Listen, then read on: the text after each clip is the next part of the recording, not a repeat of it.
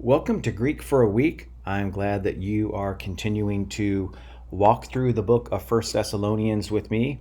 This week we are doing a couple of things. Number one, we are starting chapter 3 of First Thessalonians.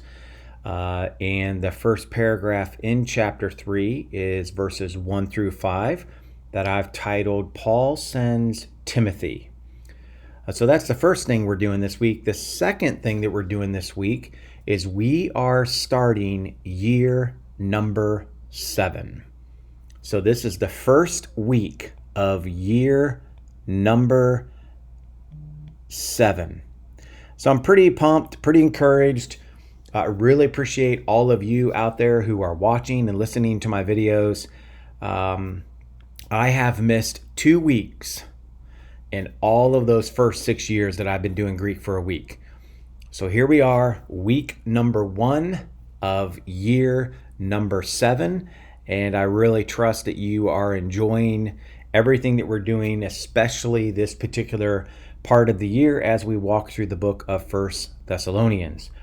So we have here in verse 1, therefore, because we could not hold out any longer, we were willing to be left behind in Athens alone. So you got a couple of things going on here. You have the stigantes, so that's our participle. And if you'll notice, I translated that as a causal participle. That is a present active participle, a plural nominative masculine. And again, I think it's causal. That's why I suggested because we could not hold out any longer. And the meketi here would be no longer, or we couldn't hold out any longer. And I think that therefore connects us back to chapter 2, where Paul just finished saying, Satan hindered us from being able to come to you. We were wanting to see you. You are dear to us. You are our crown of rejoicing. Therefore, because we couldn't stand it any longer, basically is his point, we're going to stay in Athens. And then we'll find out in verses 2 through 5 that Paul will send Timothy to comfort and strengthen the Thessalonians.